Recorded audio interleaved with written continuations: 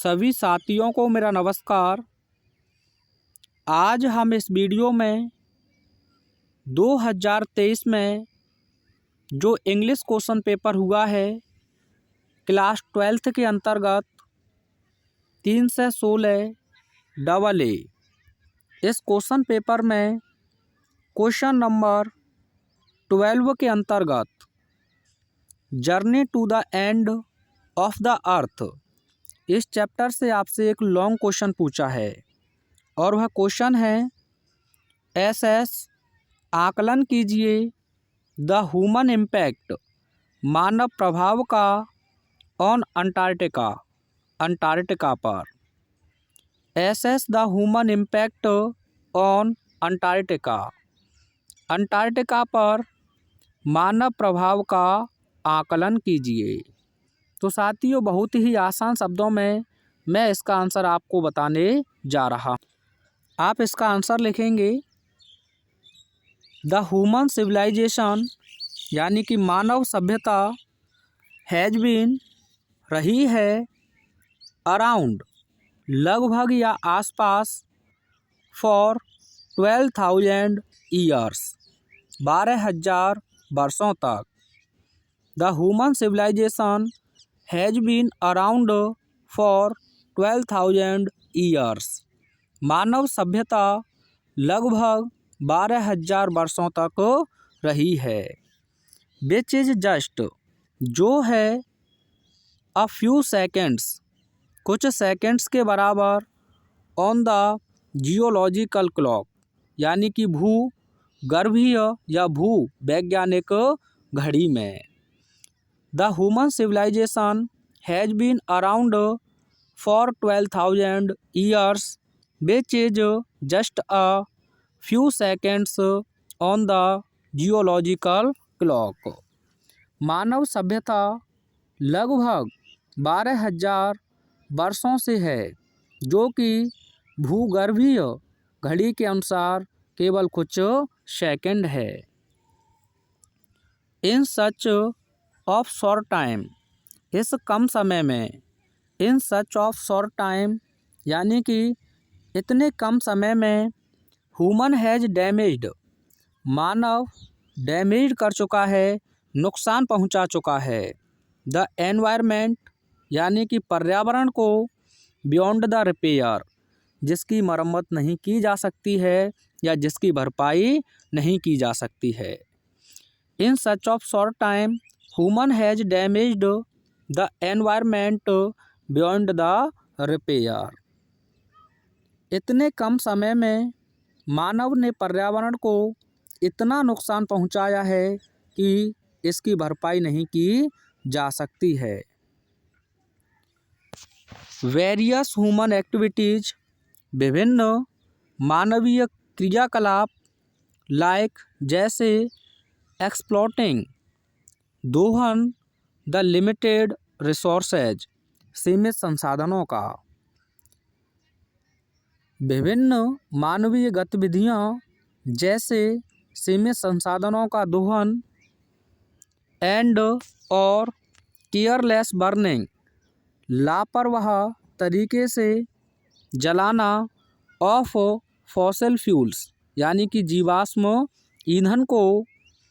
Have already, पहले ही। Created, निर्मित कर चुका है या उत्पन्न कर चुका है। अ ब्लैंकेट, एक कंबल या एक चादर।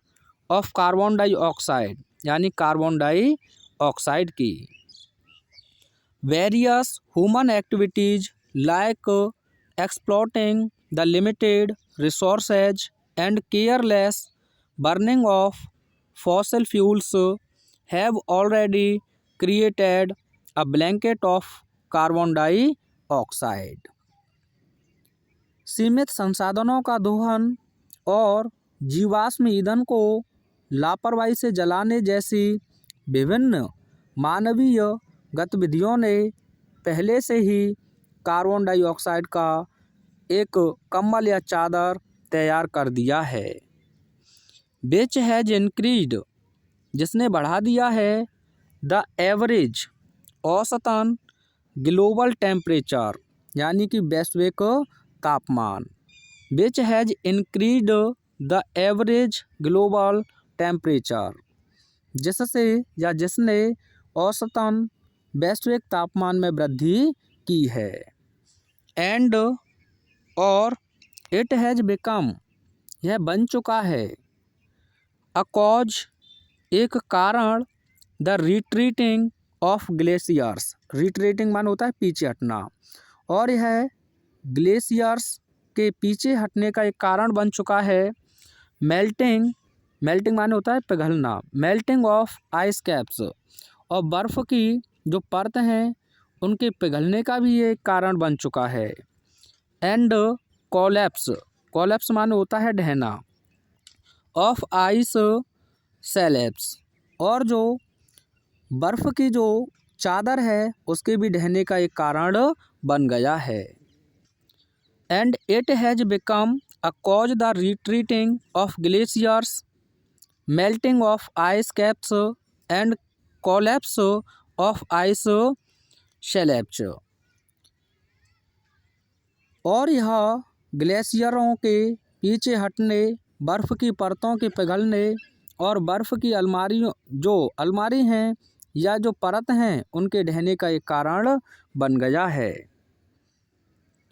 एज फार एज अंटार्कटिका, यानी कि अंटार्कटिका तक, ग्लोबल वार्मिंग, यानी कि जो ग्लोबल वार्मिंग है, डज नॉट ओनली चेंज, ना केवल बदलती है, द जियोग्राफिकल फीचर्स, यानी कि भौगोलिक विशेषताओं को, बट आल्सो, बल्कि, कॉज डिप्लीशन, डिप्लेशन मान होता है क्षरण करना, किसी चीज़ में कमी करना, बल्कि कमी का भी कारण है इन द ओजोन लेयर, यानी कि ओजोन परत में।